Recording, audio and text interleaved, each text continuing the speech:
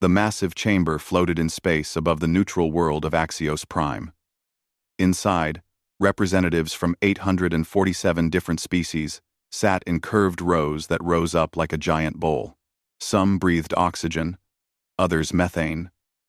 Some had scales, others had crystalline bodies that caught the light. At the center of it all stood Captain Day Kwan in his dark blue uniform, waiting.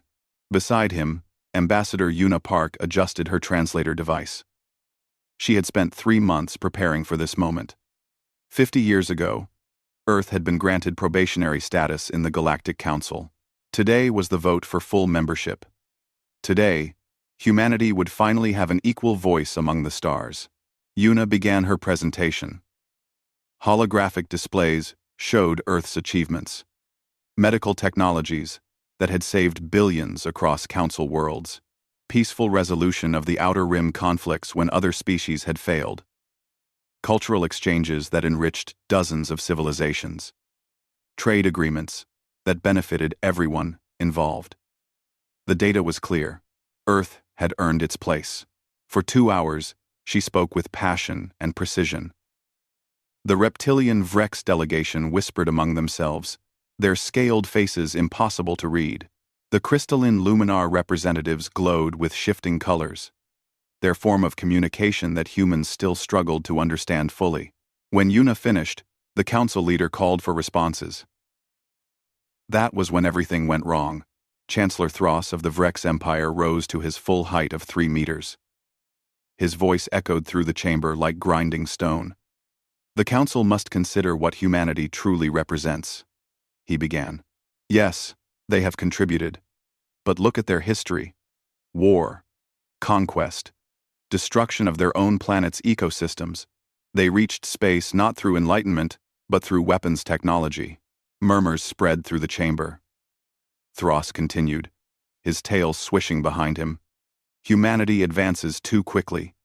In just 2 centuries, they have matched technology that took us millennia to develop. This is not natural progress. This is dangerous ambition. They are predators pretending to be peaceful. Today they ask for membership. Tomorrow they will demand control. Other voices joined in. The Luminar Collective representative chimed with sharp sounds that the translator rendered as agreement. Species after species raised concerns. Humanity was too young, too violent, too unpredictable. The arguments went on for hours. Daquan felt his jaw tighten. He wanted to speak, to defend his species, but protocol forbade it. Only the ambassador could address the council during deliberations. He looked at Yuna. Her face remained calm, but he saw her hands clench. Finally, the council leader called for the vote. A simple majority was needed. 424 votes out of 847. The chamber fell silent as the electronic ballot was activated. Each representative entered their vote privately. The count would be instantaneous. The results appeared on every display in the room. 127 in favor, 720 against. Earth's petition had not just failed, it had been crushed. But the council was not finished. Chancellor Thros stood again. I propose Resolution 4471. He announced. Humanity has proven it cannot be trusted with freedom among the stars. Therefore, Earth and all human colonies must be quarantined within their home system. No human vessel may travel beyond the Sol system boundary. All humans currently in Council space must return home within 30 days.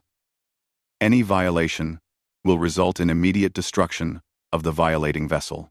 The vote on the resolution was even faster. 603 in favor. Only 244 against. The resolution passed easily. Daquan felt like someone had punched him in the stomach. Quarantine.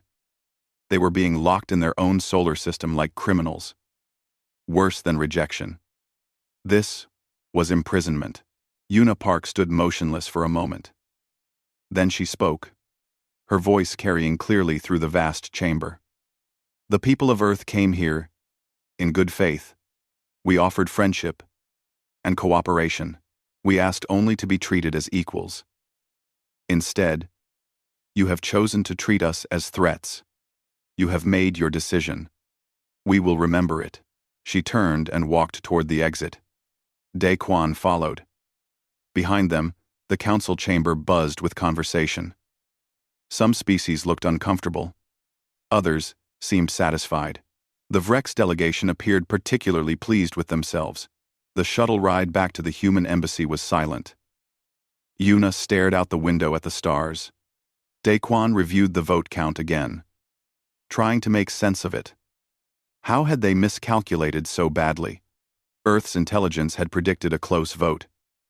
Maybe even a narrow loss. But not this. Not a complete rejection. With quarantine added on top, at the embassy, they found Admiral Ho Sung waiting. He was an older man with gray hair and a face marked by years of military service. He looked at their expressions and nodded slowly. "It went badly. Worse than badly," Yuna said quietly. "We have 30 days to evacuate every human from Council space. After that, we are prisoners in our own system." Ho Sung was quiet for a moment. Then he walked to his secure terminal and entered a series of codes. "I need to speak with Earth Command immediately." Protocol. Ballot box. Daquan frowned. "What is ballot box?" The Admiral looked at him with an expression that was hard to define. Not quite a smile. Something colder. "It is what we do when democracy fails," he said. "It is what happens when they make the mistake of thinking we will accept their decision quietly." The transmission to Earth took several minutes to establish through the secure quantum channel. When it connected, the faces of Earth's military leadership appeared on the screen. Ho Sung spoke clearly. "The vote failed. Resolution 4471 has been enacted. Activating ballot box protocol as of now." On the screen, generals and admirals nodded.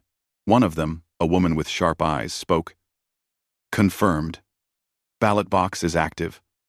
All assets are go. Admiral, bring our people home. All of them. The clock starts now." As the transmission ended, Daquan realized something. The Earth Command had not seemed surprised. They had not asked for details or shown shock. They had been ready for this exact outcome. "Sir," he said slowly. "Did we expect this?" Ho Sung looked at him directly. "Captain, the galaxy has existed for millions of years. Thousands of species have risen and fallen.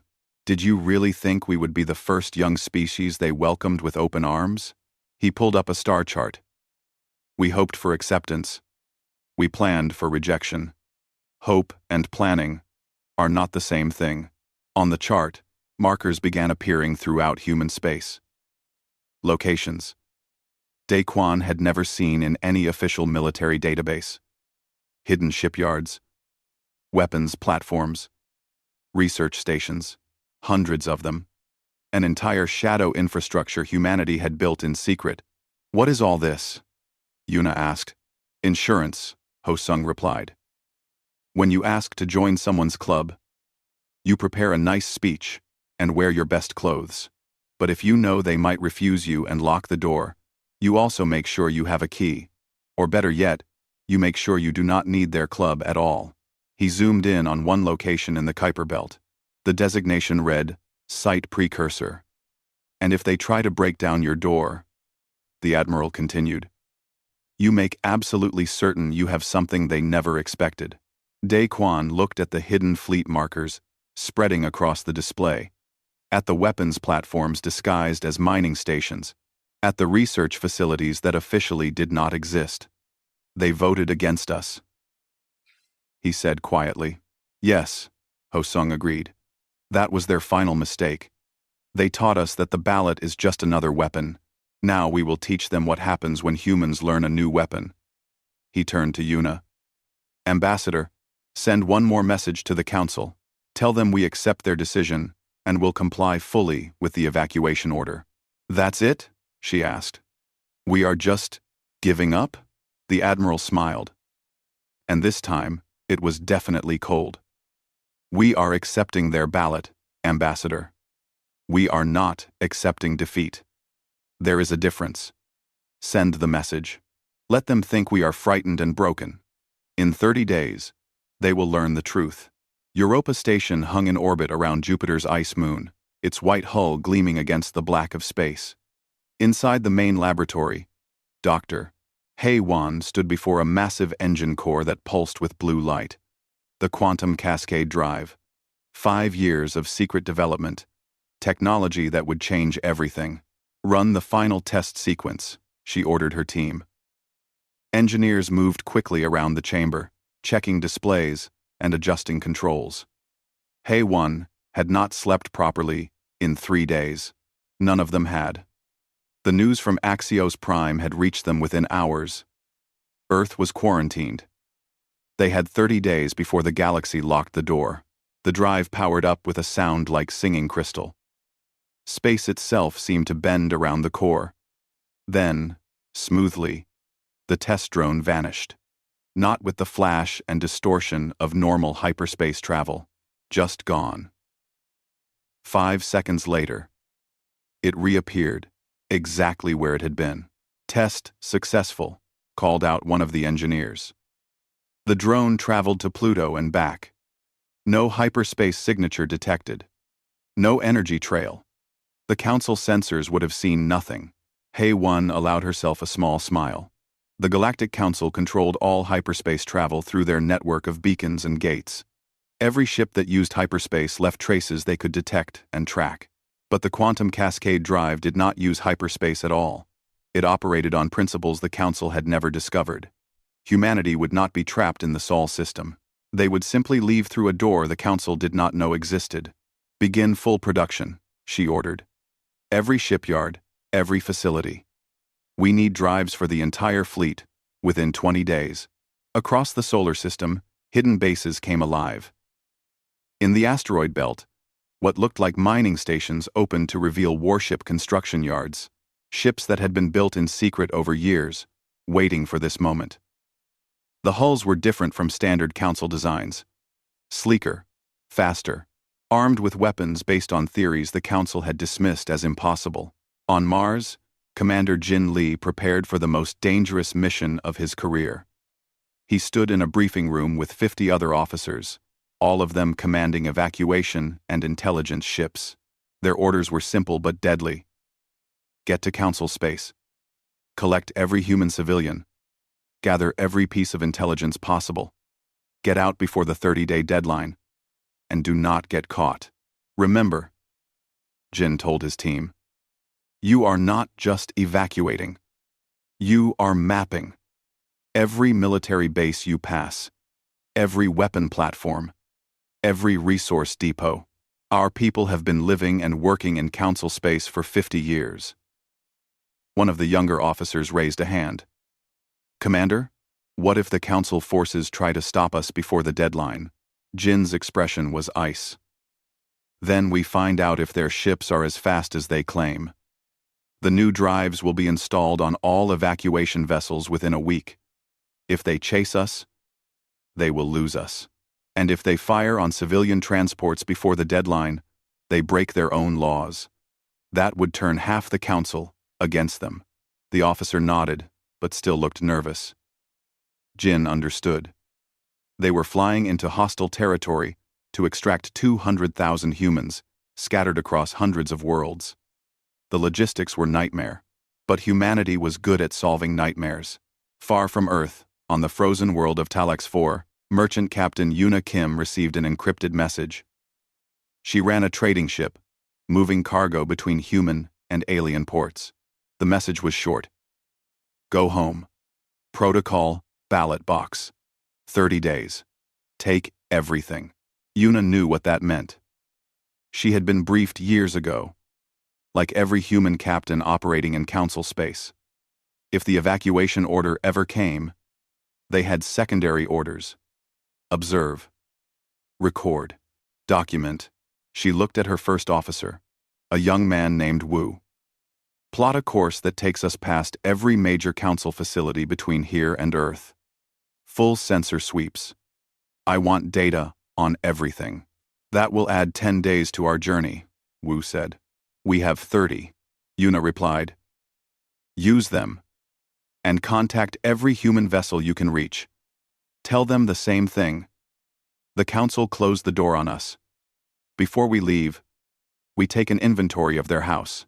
Back on Earth, Admiral Ho Sung stood in the war room deep beneath Seoul. Holographic displays showed the entire solar system and beyond. Green markers showed human vessels. Red markers showed known council military assets. Yellow markers showed the evacuation routes. And blue markers, hundreds of them, showed the things the council did not know about. Status report, he ordered. General Park, in charge of fleet operations, spoke first. All stealth platforms are operational and armed. The council thinks they are looking at mining equipment and scientific stations. They have no idea what those stations can actually do. Good. Intelligence? Colonel Mira, head of Earth Intelligence Agency, pulled up new displays. Our deep cover agents throughout council space are activating. We have people in positions the council never suspected. Scientists, merchants, diplomatic staff, even some who work directly for council species. For 50 years, they have been watching and learning. Now they are reporting everything. And the Vrex? Mira's expression darkened. That is where it gets interesting, Admiral. Our agents near Vrex territory have detected massive fleet movements. They are assembling an armada. At least 5,000 capital ships, maybe more. They are not being subtle about it. Ho Sung was not surprised. They want to strike Earth while we are quarantined. No council interference because officially we are outlaws if we leave Sol system. That is our assessment. The Vrex orchestrated our rejection specifically for this. They want something we have. The precursor cache, Ho Sung said quietly.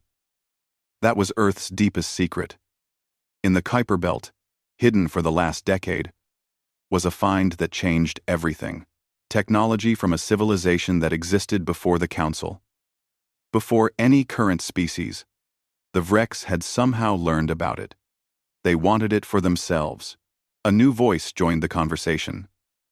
Captain Dae Kwan had just entered the war room. Admiral, Ambassador Yuna Park wants to send a final message to the Council. She wants to warn them. Warn them about what? About what happens when you turn a peaceful neighbor into an enemy. Ho Sung considered this. Let her send it. But keep it vague. Do not tell them what we have. Just let them know we are not afraid. Daequan nodded and left. Ho Sung turned back to his displays. 30 days. In that time, Earth had to evacuate all its citizens, prepare its defenses, and get ready for war with the most powerful military force in the galaxy. It seemed impossible. But humanity had done impossible things before. On Europa, Dr. Haewon watched the production lines. Quantum cascade drives were being assembled by the dozen. Soon, by the hundreds. Each one would make a human ship invisible to Council tracking. Each one would give Earth an advantage the galaxy had never seen. She thought about the Council's vote. 720 species voted to reject Earth. 603 voted to imprison humanity in its own solar system. They saw humans as dangerous, as threats, as something to be contained. They were right, she said quietly to herself. We are dangerous, especially when you try to cage us.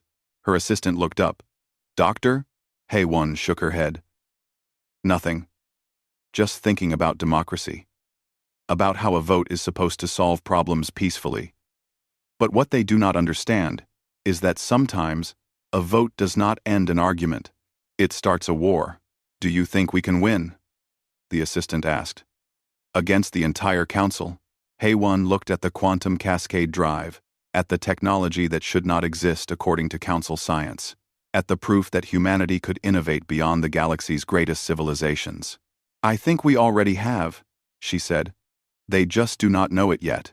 Across human space, the preparation continued. Weapons were loaded. Ships were fueled. Intelligence poured in from 1,000 sources. And at the center of it all, humans worked with the focused intensity of a species that had been told it did not belong. The council had voted. They had cast their ballots and made their decision. They thought it was the end of the discussion. They had no idea it was just the beginning. Commander Jin Lee's fleet launched the next day. 50 ships, all equipped with the new drives, heading into council space on what looked like a simple evacuation mission.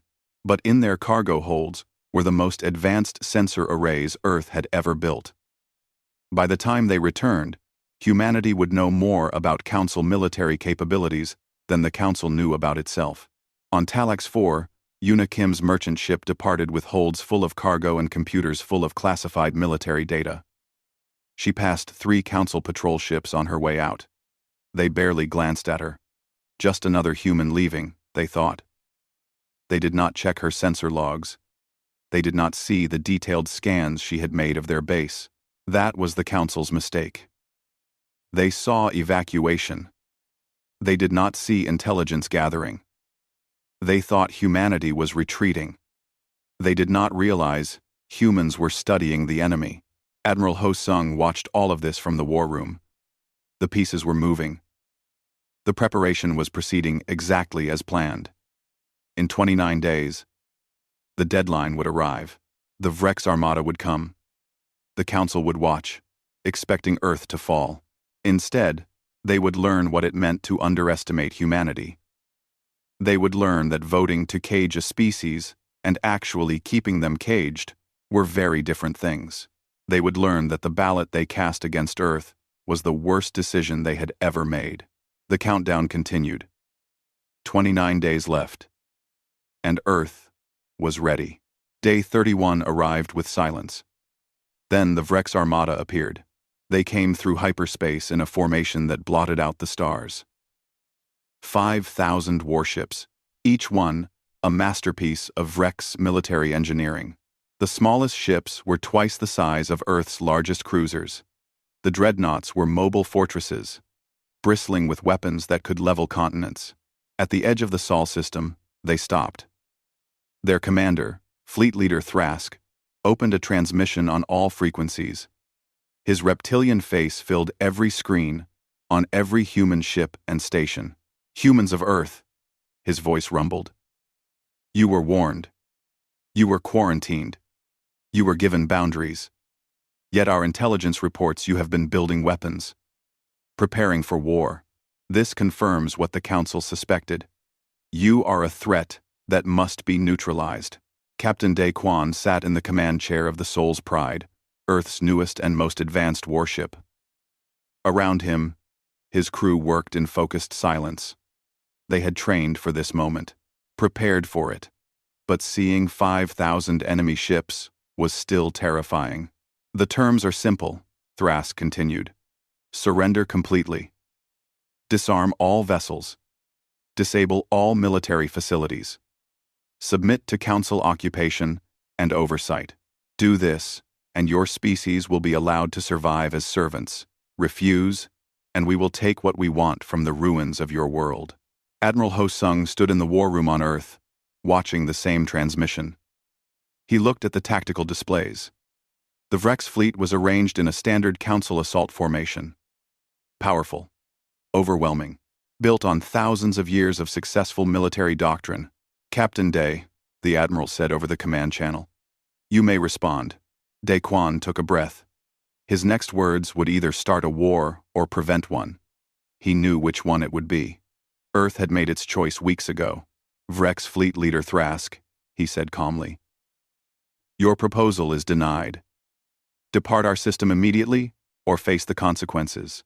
For a moment, there was silence. Then Thrask laughed, a harsh sound like grinding rocks. You face 5,000 ships with your handful of vessels, and you threaten us? Humanity's arrogance ends today. The Vrex fleet began advancing. Standard battle formation, moving in coordinated waves. They expected Earth's fleet to retreat, to scatter, to show fear. That was what young species did when confronted with overwhelming force. Instead, something else happened. Throughout the Sol system, the mining stations activated. What had looked like simple industrial equipment suddenly changed. Hatches opened. Railguns emerged. These were not normal weapons. They were mass drivers, capable of accelerating projectiles to 90% of light speed. The telephone pole-sized projectiles launched in complete silence. No energy signature that Council sensors could detect in time. No warning. They were simply metal, moving at relativistic speeds. The first wave hit the Vrex vanguard. Shields designed to stop energy weapons and slow-moving missiles were useless. The kinetic projectiles punched through shields like they were not there, through armor like it was paper. Ships simply exploded, torn apart by the massive energy transfer. 300 Vrex ships died in the first 30 seconds. Evasive maneuvers! Thrask screamed. The Vrex fleet scattered, breaking formation. But the projectiles kept coming. Earth had been building these weapons platforms for years, placing them throughout the asteroid belt and outer system. There were hundreds of them. That was when Earth's fleet attacked. The Sol's pride vanished. One moment it was visible on Vrex sensors. The next it was gone. Then it reappeared behind the Vrex formation. Weapons firing. Railguns and missiles struck Vrex ships from angles that should have been impossible. They have new FTL drives, Thrask's sensor officer reported. Our tracking systems cannot lock on. They move too fast. Too unpredictably. Lieutenant Mira Choi led her fighter squadron in an attack run that would have been suicidal with normal technology. But her fighters were equipped with quantum cascade drives. They appeared in the middle of the Vrex formation, released their missiles, and vanished before the enemy could even target them. The Vrex tried to adapt. They had fought thousands of battles across millions of years. They were experienced, professional, deadly. But they had never fought an enemy like this. Every tactical doctrine they knew assumed enemies would use Council standard technology. Earth was using something entirely different. Admiral Ho Sung watched the battle unfold with cold satisfaction. Phase 2. He ordered. Dr. Hay 1, watching from Europa Station, activated a pre-recorded transmission. It broadcast across every frequency, sent to every Council world, shown on every public and private screen across the galaxy. People of the Galactic Council, her voice said, you voted to quarantine Earth. You claimed we were dangerous. You were right. But not in the way you think. We are dangerous because we refuse to accept limits. Because we innovate instead of stagnate. Because we found this. The transmission showed images of the precursor cache. Ancient technology. Millions of years old. Computers that still functioned. Data stores that still held information. Manufacturing systems that could produce materials the Council thought impossible. We discovered this 10 years ago, Hay-1 continued. We studied it, decoded it, improved upon it. The quantum cascade drive you are seeing destroy the Vrex fleet, based on precursor physics. The weapons striking them, based on precursor metallurgy. We did not just find ancient tools. We understood them, advanced them. While the Council rested on its achievements, we built on the shoulders of giants. The transmission showed detailed specifications, mathematical proofs, scientific data. Everything needed to prove Earth had not just found precursor technology, but had actually surpassed it. The message was clear. Humanity had been denied Council membership while already possessing technology superior to anything the Council had. In the battle, the Vrex fleet was disintegrating. Not from overwhelming force, but from perfect tactics. Earth's fleet fought like they knew every move the Vrex would make before they made it. Because they did. Commander Jin Lee's intelligence gathering had been thorough. Human operatives had studied every Vrex battle, in Council records. Combat algorithms had analyzed Vrex tactical patterns over centuries. The Vrex were not fighting Earth. They were fighting an enemy that had studied them completely, understood their every tendency, and prepared counters for everything they could do. Thrask realized this too late. Retreat, he ordered. All ships, retreat to hyperspace. But the human ships were already there, blocking the escape routes. The quantum cascade drives let them move faster than the Vrex could react. Every time the Vrex tried to open a hyperspace window, a human ship appeared to destroy the vessel before it could jump. After 6 hours of battle, fewer than 1,000 Vrex ships escaped. 4,000 had been destroyed or crippled. The most powerful military force in the known galaxy had been crushed by a species the Council considered primitive. Captain Day Quan stood on the bridge of the Soul's Pride as the last Vrex vessels fled. His crew was exhausted, but elated. They had won. Against impossible odds, they had actually won. But Admiral Ho Sung's next transmission reminded them this was just the beginning. "Open a channel to the Galactic Council," the Admiral ordered. When the connection established, his face appeared on screens throughout Council space. "Members of the Council," he said. "1 year ago, we petitioned for membership. We offered friendship and cooperation. You voted to reject us. You voted to imprison us. You cast your ballots and made your choice." He paused, letting the words sink in. "Today, the Vrex Empire attempted to enforce your decision with violence. As you can see, that attempt failed. But this is not about the Vrex. This is about the vote. You made us your enemy instead of your ally. That was your choice. Now face the consequences." The transmission ended. In the silence that followed, the galaxy processed what had just happened. Earth had not just defended itself. It had humiliated the Council's strongest military power, had revealed technological superiority, had proven that the species locked out of the Council was actually more advanced than most species within it. On Earth, in the war room, Ho Sung looked at his officers. "The Vrex will report to the Council. The Council will panic. Some will want immediate action against us. Others will want to pretend nothing happened. And some will start wondering if they voted for the wrong side." "What do we do now?" asked General Park. Ho Sung smiled. "Now we show them something even more terrifying than our weapons. We show them our diplomacy. Get me Ambassador Yuna Park. It is time to start building our own alliance." Across the galaxy, smaller species who had watched the battle began to understand something. The Council had not protected them. The Council had tried to crush a potential ally, and Earth, rejected and attacked, had proven they were strong enough to stand alone. The question now was simple.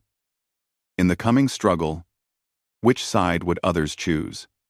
The ancient Council that had voted out of fear? Or the new power that had been forced to prove its strength? The ballot had been cast. The consequences were just beginning. The Vrex defeat changed everything.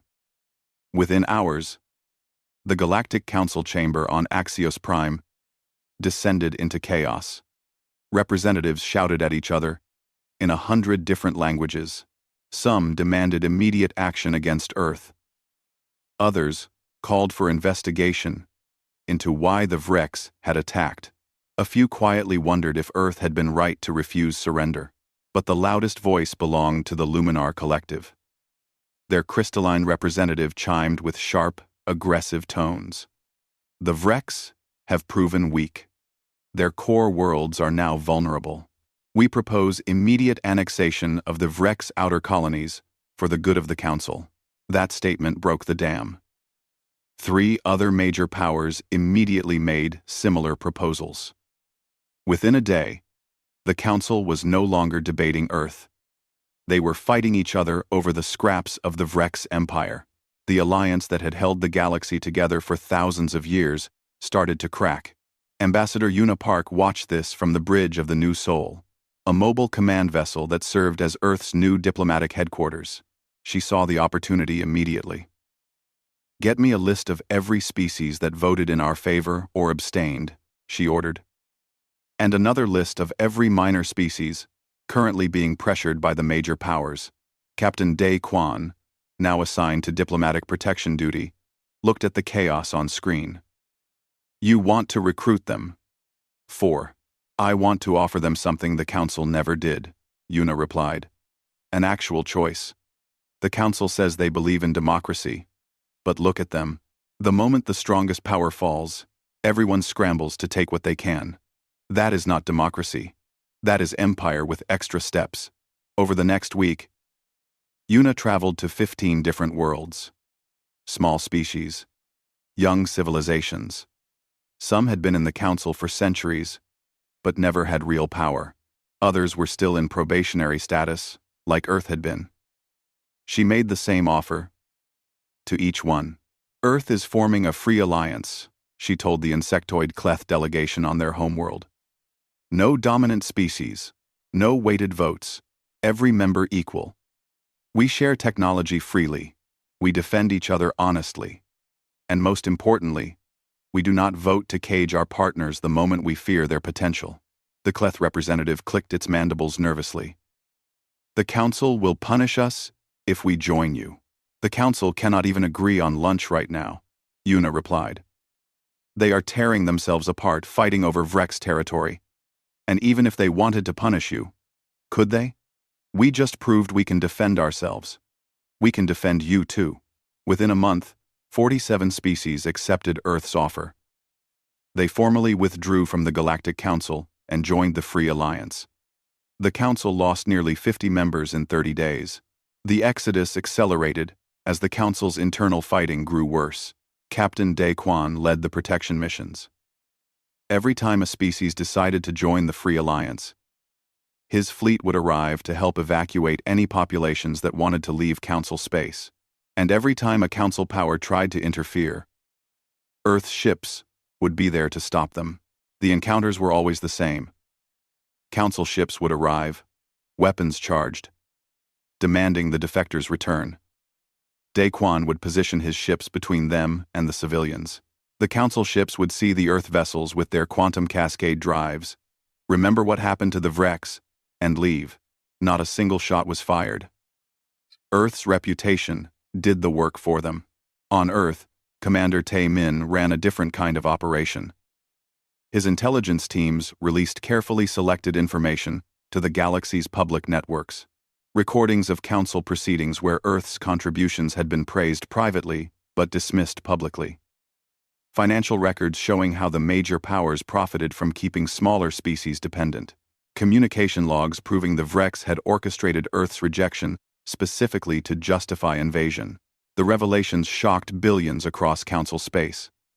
Many had believed the Council truly stood for justice and equality.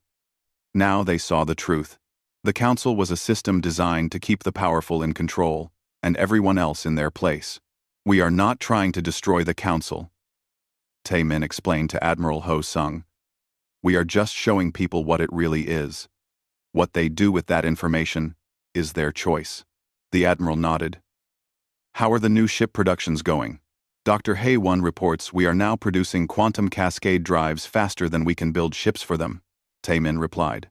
She suggests we start selling them to Free Alliance members. Do it. If we want this alliance to work, they need to be able to defend themselves without depending on us. That decision proved crucial. Within weeks, Free Alliance species had ships that could match Council vessels. The technology sharing made every member stronger. It also proved Earth meant what it said about equality. They were not hoarding their advantages. They were genuinely building a community. But then the Vrex made one final, desperate move. Admiral Ho Sung received the alert in the middle of the night. Sir, Vrex fleet movements detected. 50 ships, heading directly for Earth. But these are not military vessels. They are biological warfare ships. Ho Sung was in the war room within minutes. The displays showed the Vrex vessels on approach. What are they carrying? One. Genetic weapons, reported the intelligence officer. Engineered viruses designed specifically to target human DNA. If they reach Earth's atmosphere, the casualties could be in the billions. The fleet was intercepted before they reached the moon. Earth's defense platforms, now fully revealed and operational, destroyed all 50 ships. Not one Vrex vessel got within weapons range of the planet, but the attempt itself changed everything. Get me every recording, every communication, every piece of evidence about those ships, Ho Sung ordered. I want proof of what they were trying to do. Then broadcast it. Everywhere. Commander Tae-min did exactly that. Within hours, every screen in Council space showed the evidence. The Vrex Empire had attempted genocide. Biological weapons, specifically designed to kill every human on Earth. Not military targets, not strategic installations. Every man, woman, and child. The galaxy reacted with horror. Biological warfare was one of the few absolute taboos in Council law. It had been banned for millions of years. Species that used such weapons were considered enemies of all civilization. The evidence was clear and undeniable. 300 species demanded the Vrex Empire's immediate expulsion from the Council. The Council, unable to avoid the issue, had no choice. They voted to remove the Vrex from membership. The species that had orchestrated Earth's rejection was itself rejected. Ambassador Una Park sent a single message to the Council after the vote. Now you know how it feels. The irony was not lost on anyone. The Vrex had manipulated the Council into voting against Earth. Now they stood alone, expelled by the same ballot system they had weaponized. But Una was not finished. A week later, she made a proposal that shocked everyone. She requested a formal session with what remained of the Galactic Council. When the chamber assembled, far emptier than it had been a year ago, she stood at the center and spoke. "The Council is broken," she said simply. "Not because of Earth, not because of the Vrex. It is broken because it was built on a lie. The lie that power and justice are the same thing. That voting rights mean democracy. That large empires speaking for small species equals representation." She pulled up statistics. The Council has 800 members now. It had 847 a year ago. You lost 47 members in weeks. Do you know why? Because they never felt like members. They felt like subjects. They had votes, but no voice. Representation, but no power. The chamber was silent. She continued, "Earth proposes a merger, not a conquest.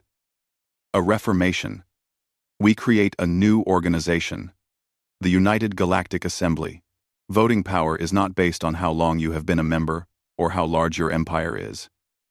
It is based on contribution, technology shared, aid provided, peaceful disputes mediated, following the non-aggression principles strictly." "You want to replace the Council," someone said. "I want to fix it," Una replied. "The Free Alliance has 450 members now. The Council has 800.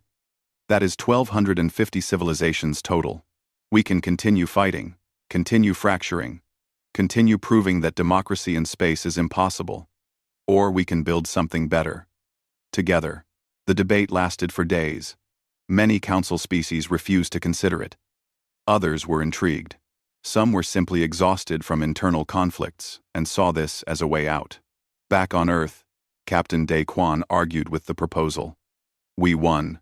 We have the advantage. Why compromise now?" Admiral Ho Sung looked at him patiently. "Because winning is not the same as succeeding. We can dominate the galaxy through force. We proved that against the Vrex. But that is not why we fought. We fought to prove we deserved a seat at the table. Now we are offering to rebuild the table itself. That is the difference between conquest and leadership." The vote on Earth's proposal was close. Of 800 Council species, 412 voted in favor, 388 against. Combined with the Free Alliance's support, the measure passed. The United Galactic Assembly was born.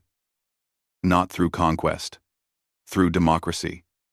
The same system that had rejected Earth had now accepted Earth's vision for reform, but the cost had been high. The galaxy was divided. Wars still raged between species that refused to accept the new order.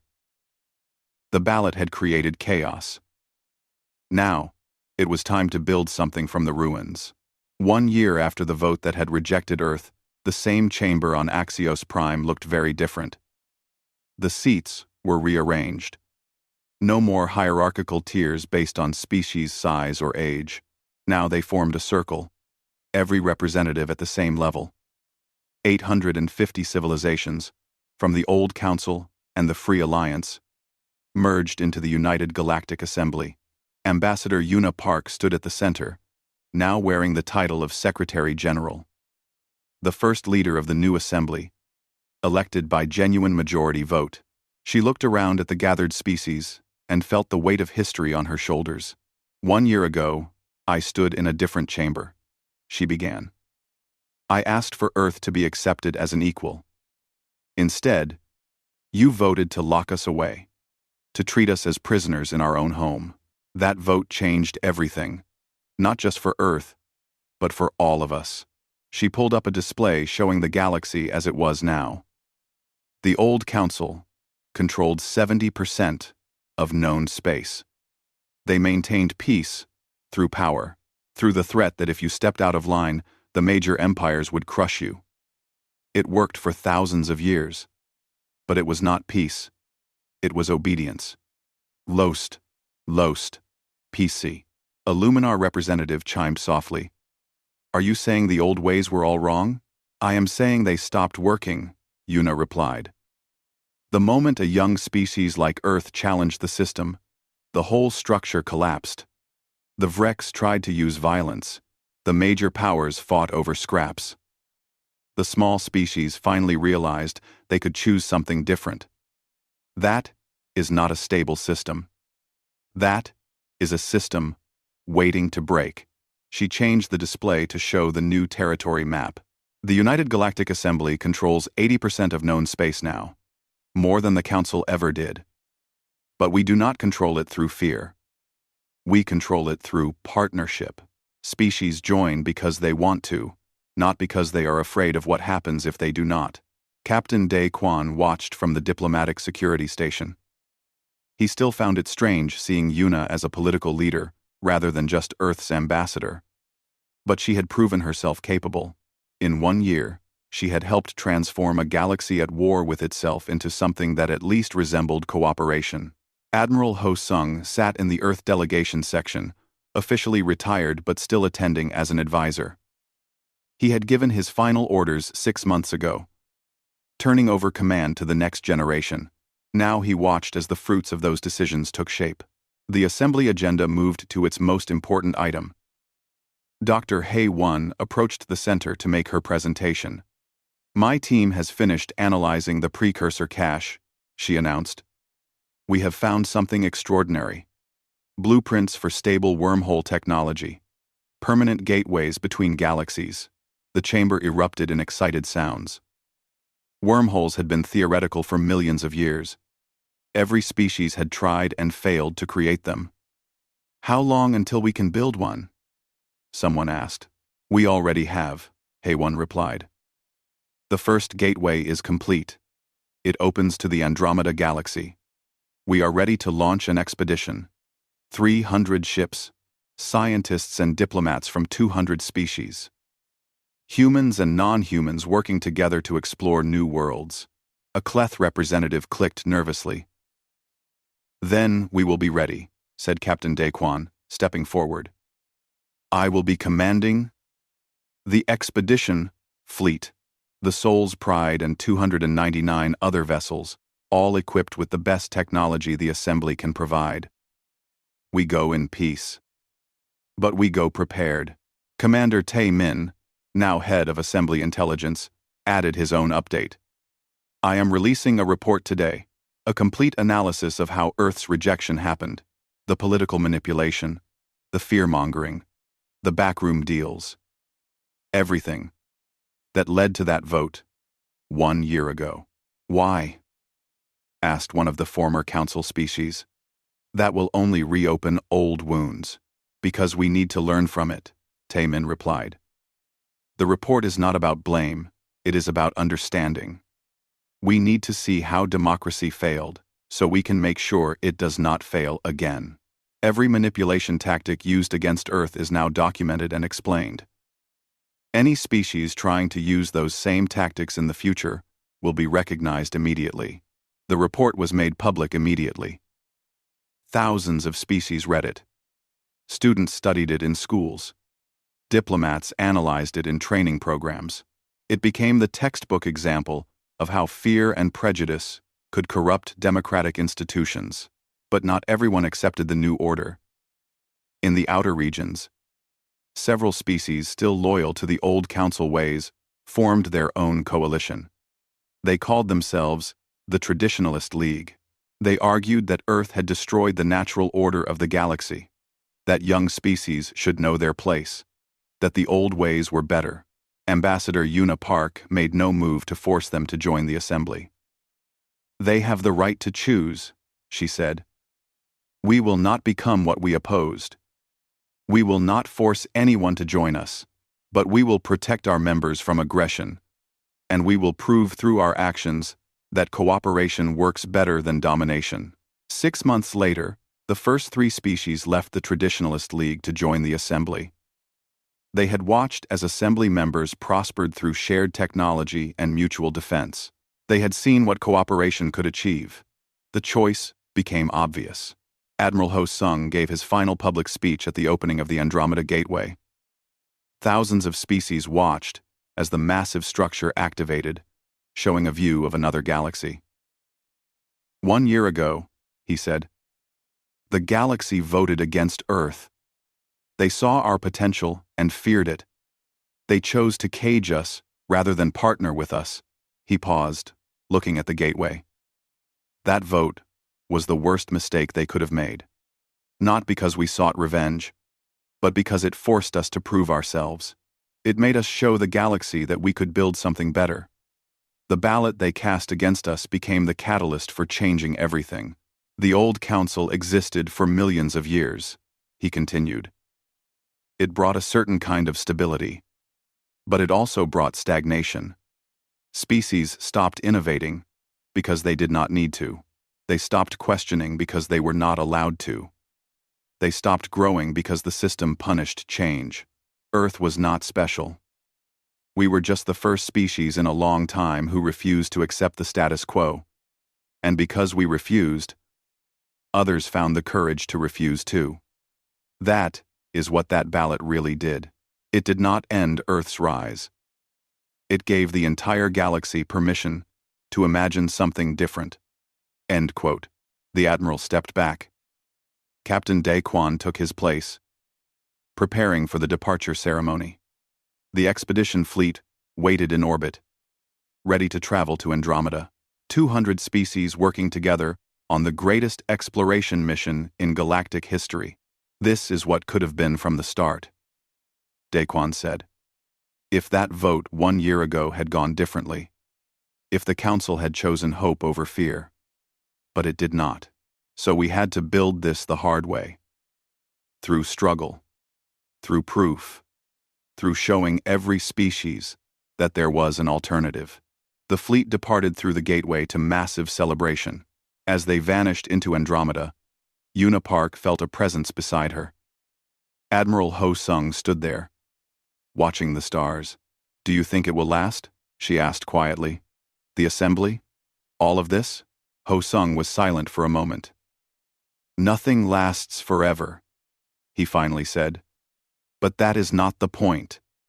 The point is that we proved it was possible. We showed a galaxy that had been doing things one way for millions of years that there was another option. Even if the assembly eventually fails, the idea will remain. The knowledge that cooperation can work, that young species can contribute, that democracy does not have to mean domination. The Vreks are still out there," Una said. "The traditionalists still oppose us. There are species that will never forgive us for changing their galaxy." "True," the Admiral agreed. "But there are also species that joined us because we gave them hope. Species that were voiceless who now have representation. Species that were weak who now have protection. The galaxy is better than it was. Not perfect, but better." A new scene opened elsewhere. A young species, the crystalline Shen, approached the assembly for membership. They were nervous, facing questions from dozens of representatives. Some voices were skeptical. Some asked hard questions about the Shen's military capacity and cultural values. But then Ambassador Una Park stood beside them. "I remember standing where you are," she told the Shen. "Facing judgment. Wondering if we would be accepted or rejected. The difference now is that this assembly was built by species who remember what rejection feels like. We will not repeat the old council's mistakes." The vote was called. Of 850 members, 760 voted to accept the Shen. They became the newest assembly member with overwhelming support. After the ceremony, the Shen representative approached Una with gratitude. "Thank you for supporting us. We heard stories about Earth, about how you were rejected, about how you could have chosen revenge but chose reform instead. That is why we wanted to join. Not because you are strong, but because you are just." Una smiled. "We are not perfect. We make mistakes, but we try to learn from them. That is all anyone can do." Years later, Commander Tae Min published his memoir. He called it The Ballot Box. It became one of the most widely read books in galactic history. In it, he detailed every step of Earth's journey. The rejection, the preparation, the battle with the Vrex, the formation of the Free Alliance, the creation of the Assembly. But the final chapter was not about Earth. It was about the Shen and the hundreds of other species who had joined after. It was about how the galaxy had changed, how cooperation had replaced domination, how fear had been replaced with hope. "The ballot cast against Earth was meant to end our story," he wrote. "Instead, it began a new chapter for the entire galaxy. That is the power of democracy. Not that every vote produces justice, but that every vote produces consequence. The Council voted with arrogance. Earth voted with conviction. The difference between those two ballots determined the fate of the galaxy. On Earth, in the city of Seoul, a monument was built. It showed Ambassador Una Park standing before the old council, the moment before the vote. The inscription beneath read simply, "They voted against us. We voted for something better." Democracy is not about one ballot. It is about what you do after the counting ends. Children from 100 species visited that monument. They learned about the vote that had rejected Earth, about the war that had followed, about the reformation that had emerged from chaos. They learned that change was possible, that systems could be challenged, that democracy was not just about following rules, but about making better rules. Captain Daequan returned from Andromeda after 5 years. His expedition had made contact with 3 new civilizations. All 3 had chosen to join the United Galactic Assembly. The galaxy was growing, reaching beyond its previous boundaries, exploring possibilities that had been unimaginable just years before. In the Assembly Chamber, now expanded to hold over 1,000 representatives, Secretary General Una Park gave her final speech before retirement. "One vote changed everything," she said. "One ballot cast in fear instead of hope. But that vote did not destroy us. It forged us. It taught us that democracy is not about being included in someone else's vision. It is about building a vision that includes everyone." She looked around at the assembled species. Humans and non-humans. Old civilizations and new ones. Former council members and former Free Alliance members. Now just assembly members. Equal and united. The galaxy voted against Earth, she concluded. That was their final mistake. Not because we sought revenge, but because we sought something better. And in seeking it, we showed everyone that it was possible. That is the legacy of that ballot. Not rejection, but transformation. Not an ending, but a beginning. The chamber erupted in approval sounds from 1,000 different species. Outside, across the galaxy, billions watched and celebrated. The vote that was meant to isolate Earth had instead connected the galaxy in ways no one had imagined possible. Admiral Ho Sung, now elderly and watching from his home on Earth, smiled at the broadcast. "They thought democracy was their weapon," he said quietly to himself. They learned it was ours too. The difference is, we understood something they forgot. Democracy is not about the ballot you cast. It is about the future you build after the votes are counted. The galaxy had learned its lesson. The hard way, the only way lessons that matter ever get learned. Through struggle, through change, through the courage to imagine something different. The ballot had been cast, the galaxy had been transformed, and the story continued.